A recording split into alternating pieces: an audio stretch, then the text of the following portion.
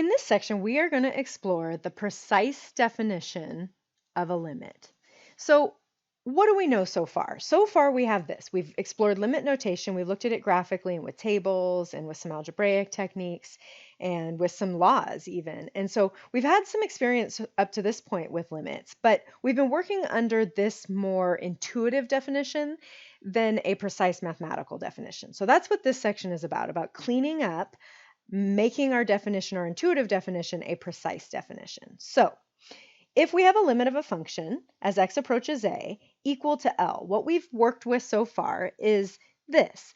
With this intuitive definition, which means as x gets close to a, what that means for us is that as x gets close to a, f of x gets arbitrarily close to L. Right? And so here we've got it on the graph, right? If we're looking at it as we march our x's in towards a, the function values are marching in towards this value L, getting arbitrarily close to some value L. Well, saying something is close, and that's why I've put it in quotes if it isn't obvious yet. I'm not sure how else to make it more obvious. Maybe we'll circle it too. Getting close to something mathematically is not very precise. What does that mean, right? Like when we worked with tables, that meant getting, decimals that got very, very close. With decimal accuracy, we got very, very close. When we look at the graph, we get as close as we can graphically, right? But what does that actually mean mathematically? And that's where we're going to get into this definition, the precise definition of a limit. And so before we actually state the precise definition, I want to go through a little, just a little intuitive sense here of tolerances. I want to talk about tolerances, this idea of a design tolerance, because that's what's going to happen. We're actually going to use tolerances to clean up our definition, to make it precise. We're going to let our tolerances get infinitely small is what we're going to do. So what is this idea of a tolerance? So think of any product you want.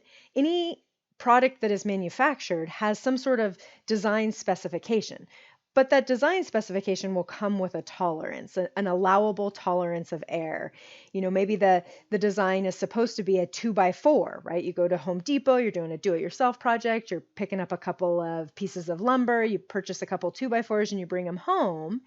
Now, those 2x4s are not going to all be exactly the same. There is going to be some amount of variance. And that comes because anything that's manufactured, like a 2x4, it's specifically intended to be exactly 2 inches by 4 inches, but there's some wiggle room, some tolerance in that specification. So the lumber companies maybe have something like 1/8 of an inch of tolerance, which means that the specifications can go up or down by 1/8 of an inch, meaning the 2-inch side can go up or down by 1/8 of an inch, meaning ultimately that the design or the product can end up being anywhere between 1 7/8 inch to 2 1/8 inch. So it's got some tolerance where it's gone up and down. Same thing with the other side, the 4-inch side. It can go up or down by 1/8 of an inch, which means that, of course, that set of 2x4s you brought home might range somewhere between 3 7/8 of an inch to 4 1/8 of an inch. You can go up or down by that amount.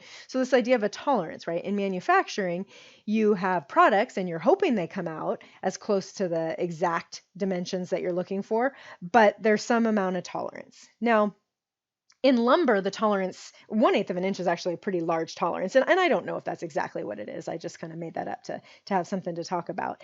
But in manufacturing, lumber, the design specification, if you vary by, say, 1/8 of an inch or 1/16 of an inch, that's probably not as important as in some other manufacturing area. So let's consider something like the braking system in your car and the discs that are manufactured at a plant to go into vehicles that control the braking system. Well, those design specifications have very, very, very tiny, tiny tolerances because we're dealing with human life here, right? We can't have something, we have to be as accurate as we possibly can when we manufacture something like that, right? For the obvious reasons that people's lives depend on the accuracy of those discs. So I actually taught some technical math at a manufacturing plant that was actually manufacturing these, and the design specifications for those are so specific in their tolerances that the factory itself is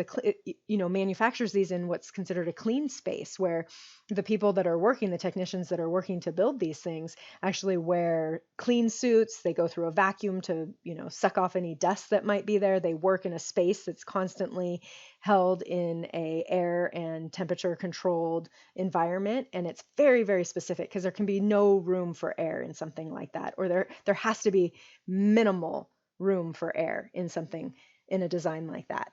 And so that's what we're going to do here. We're going to talk about having a tolerance for our limits that gets infinitely small. We're going to bring our limits into this infinitely small space where it's, this idea of it gets arbitrarily close. Well, we're actually going to let it get infinitely close using this precise definition. Okay. If only that was possible in manufacturing, to get infinitely close. All right, so let's take a look. So here is the precise definition. Might be a good time to freeze the screen and take notes on this. But I'm going to go through it. I'm going to read through it, and then we're going to unpack it with a visual and with a couple of examples. So the precise definition says this. Says, let's take a function that's defined on some open interval, contains the number a, except possibly at x equals a. So again, when we look at limits of a function, we're considering what the behavior of the function is as x approaches a, not what happens right at a. So this is what we've said before. We say the limit of f of x as x approaches a is L, and we write this notation. Okay? Now here's where we get into the precise definition. That is true if for any number epsilon greater than 0, which means we can let epsilon get as small as we want. We can let epsilon get infinitely small. For every number greater than 0, even the infinitely small ones, then there exists a number delta greater than 0, such that if the absolute value of x minus a is less than delta, then f of x minus L is less than epsilon. So a couple of things. This symbol, delta, this Greek letter, is the Greek letter delta. So I will use that. And this symbol, this is the Greek letter epsilon. Okay. And so we will use those letters in this definition as we do utilize Greek letters in mathematics. So we will use those. And a couple of other things just to break down while we're right here. I said it as I was reading through it, but I want to underline this right here. When we say for every number epsilon greater than 0, that means that epsilon can be infinitely small. So this idea of tolerances that I referenced earlier, where we talked about, how in certain manufacturing fields you have to have such tiny tolerances. When we're working in manufacturing, we can't get infinitely small. We can get to a point where it seems humanly to be as small as possible, but this mathematically means it can get infinitely small. Epsilon can get infinitely small. Okay. Then this piece right here, and this is really the meat of our precise definition, this piece right here where it says if epsilon is less than delta, okay, sorry, not if epsilon is less than delta, I was getting caught up trying to erase that. If the absolute value of x minus a is less than delta, when we use absolute value, that is actually a distance. So this is talking about a distance right here. This is what I'm talking about down here. This is talking about a distance, and I want to go over off to the side and actually show what that means and how we got to these two inequalities we have down below. But this is saying that the distance between x and a, when you take a difference and you put it in absolute value, then you're talking about a distance between those two quantities. And so we're saying that the distance between x and a is less than delta. If that is true, then the distance between f of x and L is less than this number epsilon, any number, any positive number. So let's come over here and take a look. So where does that come from? So I just grabbed those, I just rewrote them over here so we could break them down. So what we're talking about right here is this x minus a, that's actually a distance. absolute value, just the definition of absolute value, I'm going to break this down here. Definition of absolute value says that whatever that quantity is must be less than positive delta and greater than negative delta. That's just definition of absolute value. That's what it means. It means that whatever's inside of it, if it's in absolute value and it's less than a positive quantity, then it must be between negative delta and positive delta. And then I just add a to both sides, and I can show that x has to be between a plus delta and a minus delta. So if this is a on our x-axis up here on the graph, if I were to add delta, that's going to take me to some point over here. We'll call it a plus delta. Okay? So this distance right here is the quantity delta. And then I go the other direction to a quantity of delta. Okay? And I end up right here at a minus delta. And so what that says is x minus a, if x is between those two values I've now plotted on the x-axis, that means that x is somewhere around a in this interval. Okay? So that's what we actually call our delta neighborhood. It makes it sound nice too, like we're in a good neighborhood. We're in the delta neighborhood. Okay? There we go. So that puts us in a delta neighborhood around a. And basically what we're saying is if that's true, then our f of x values will be in what's called an epsilon neighborhood. So let's break that down. So this f of x minus L in absolute value less than epsilon, just using absolute value definition, that means that the quantity f of x minus L is less than a positive epsilon and greater than a negative epsilon. Add L to both sides of this inequality, and we find that f of x has to be between f of x plus epsilon and f of x minus epsilon. So coming back up, referencing back up to my graph here, that puts me, so if this is my L and I go up a distance of epsilon, that puts me up here at L plus epsilon, and I go down that same distance, epsilon. It is a symmetric neighborhood. That puts me here at L minus epsilon. And what that does is it creates a neighborhood for the f of x values on the y-axis that we call the epsilon neighborhood. I'm going to get rid of some of the notes here. So this is what we call an epsilon neighborhood. So this is our epsilon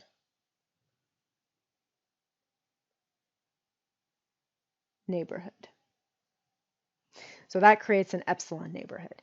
And so what that's just giving us these two inequalities that correspond with our precise definition. So I wanted to show where those came from and how we got those by just using our absolute value definition. So just keeping in mind, when we talk absolute values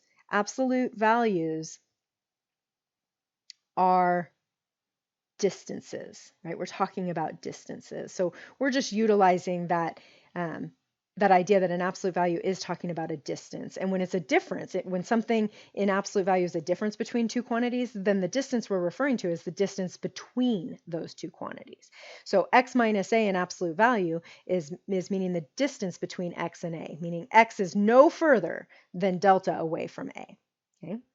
Okay, so that's where this second part, using the definition of the absolute value, we can rewrite the definition as I have done here, breaking the absolute value apart into those two statements. So basically, if a is in that delta neighborhood, so that's our delta neighborhood,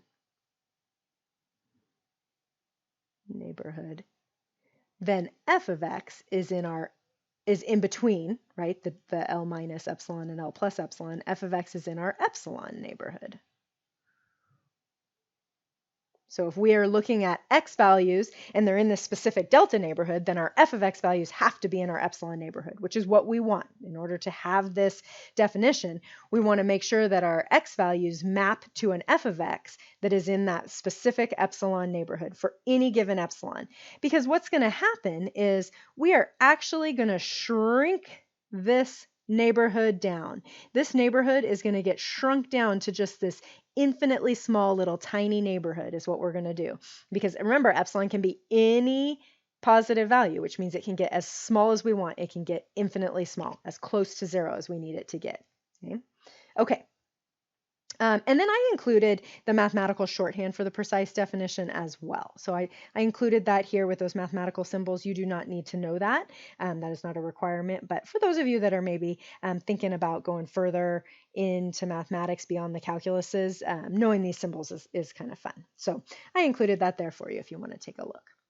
Okay, I'm going to pause the screen and I'm going to pull up our first example. So let's take a look. Okay, so here's what we're going to look at. We're going to be looking at functions, y equals f of x. We're going to start by looking at them graphically, and then we'll look at them in just function notation. We'll go and take a look at these limits just using the function definitions. And we're going to look at this precise definition. And so in this particular case, what we know coming into this section, even before this section, we could say that the limit of this function f of x, the limit of f of x as x is approaching this value a, we can, take our eyeball up to the function and say what's happening on the function. And here you can see that the function itself has to be approaching L, okay? The y value of L. Okay? No holes, no funny stuff here, right? This is what we know up to this point. But now what the precise definition says is this. It says, okay, so given any epsilon greater than 0, there exists a delta greater than 0 such that if x minus a, so the distance between x and a, that's what that means. The absolute value of x minus a is less than delta, then the absolute value of f of x, then the distance between f of x and L will be less than epsilon. Okay? All right. Now we don't have a specific epsilon here, but when I see that, what I would do on the graph is I would say, if I had a specific epsilon or not, I would create the epsilon neighborhood on the y-axis. So that's what I did here. So you can see the L plus epsilon and the L minus epsilon. That creates the epsilon neighborhood around L. And then we map that back, and I'm going to do this in highlighter. So we map those values to the function, and we're using the function graphically here, and down to the x-axis. And we do that on both of them. We map it over to the function, and then we map it down to the x-axis so that we can find for any given epsilon, right? So for epsilon greater than 0, we can find a delta greater than 0 for the corresponding delta neighborhood. So what we can see here on the x-axis is as long as x is in this little range, any x value there, if I were to take the x value there and I were to come up here, its output value would be in the epsilon neighborhood. Now, if I were to take an x that is outside of that neighborhood, right, if I were to pick, I'm going to do it in a different color. Let's do it in blue. If I were to pick an x, say, right here, if I were to pick an x value right here, notice what would happen. It's outside of the delta neighborhood, so when I go and I map to the y-axis to see where it ends up, that's not okay, right? See how it's ending up outside. Okay, that has ended up outside of the epsilon neighborhood. So it is the x's that are in our delta neighborhood that will map to the correct epsilon neighborhood. Okay, so one more visual there, and now let's look at it with some numbers. Okay, so let's take a look at this specific function, and I forgot to label it, so let's label it. This is y equals f of x. So here's the graph of y equals f of x, and let's use this graph to find the delta, such that if x minus 2 in absolute value is less than delta, then f of x minus 3 in absolute value will be less than 0.5. So we are given a specific epsilon value here. So this is the epsilon that we're working with. We're given an epsilon of 0.5. And so what you can see right here on the graph, the epsilon neighborhood has already been graphed for us. So the epsilon neighborhood has been graphed. This point up here is 3 plus 0.5, where we've added epsilon to the L value, and this this point right here, the bottom bound on the epsilon neighborhood is 3 minus 0.5. So that's where those have come. This creates what we call the epsilon neighborhood. Right? Now, in this particular graphical example, that epsilon was given as a actual finite value. Okay? We were told that it was 0.5, so we can specifically plot it, graph it on the graph. Okay? It was given to us in this graph, but we could. Then we can see from the graph that that epsilon neighborhood maps down to a corresponding neighborhood on the x-axis, where all the x values in that neighborhood down here will come back to, and I'm going to get a different color highlighter here, those values here as we map from here down, okay, and from here down, we are creating a neighborhood on the x-axis called the delta neighborhood. So this neighborhood down here is called the delta neighborhood.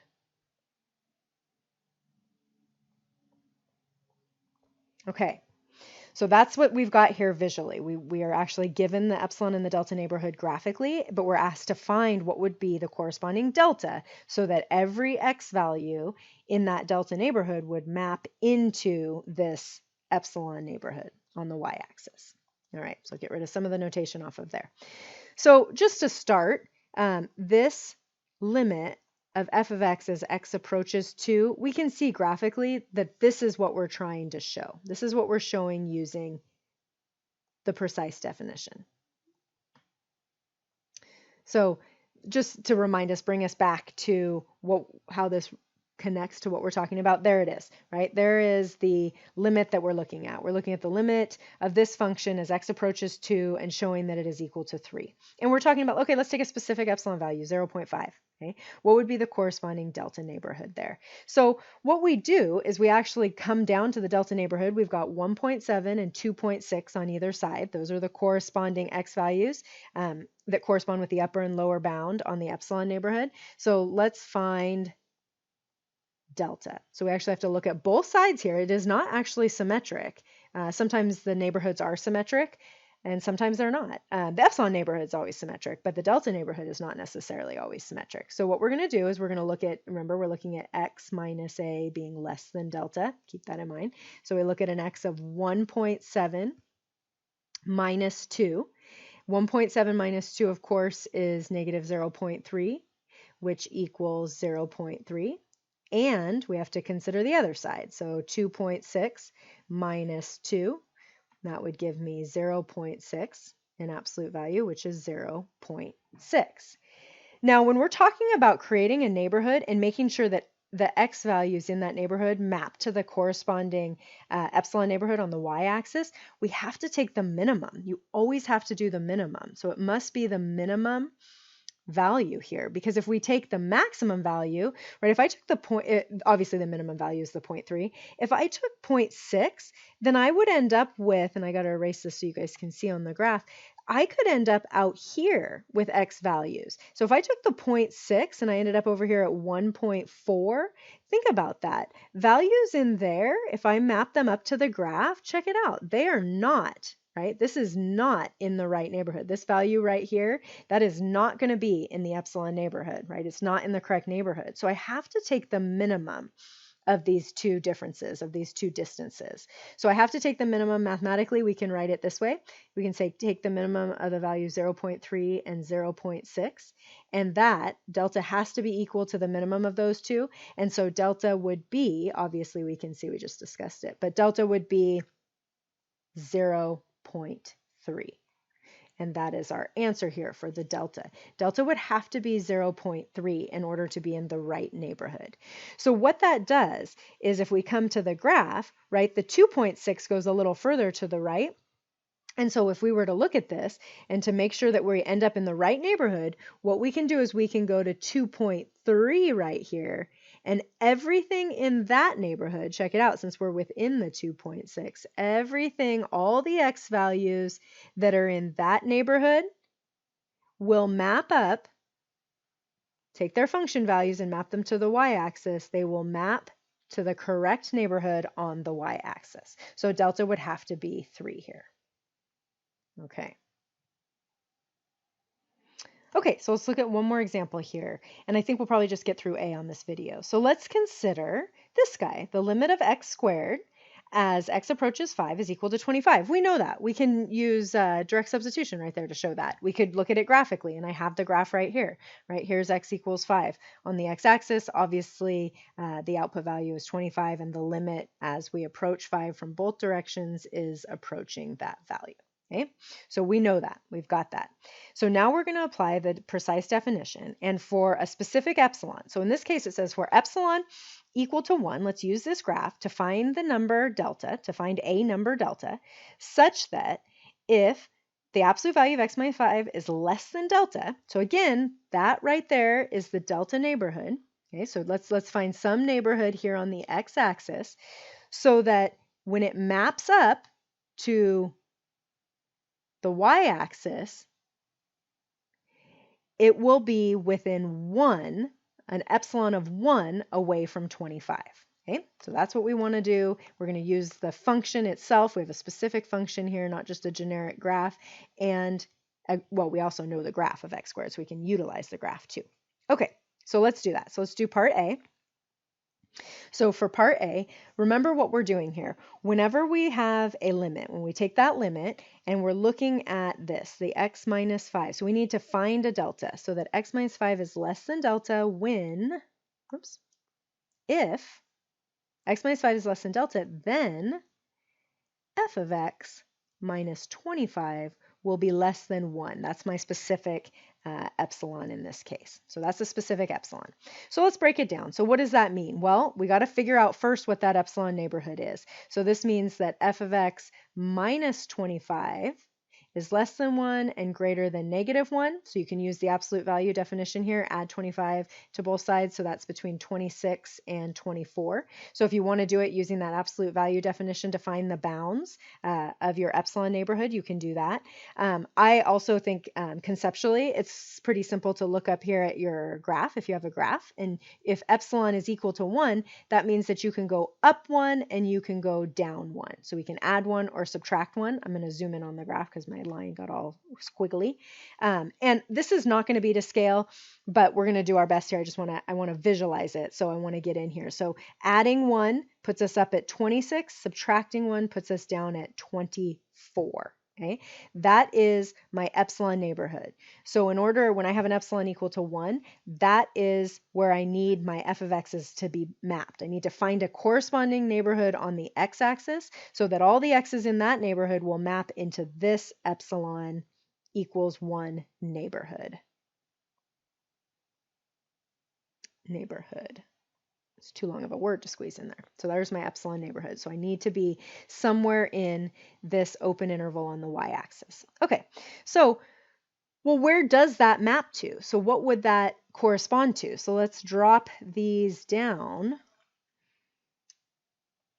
as best we can, vertically and horizontally, and figure out what are these values here and here? So how do I figure out what those values are? Well, we have a specific function, right?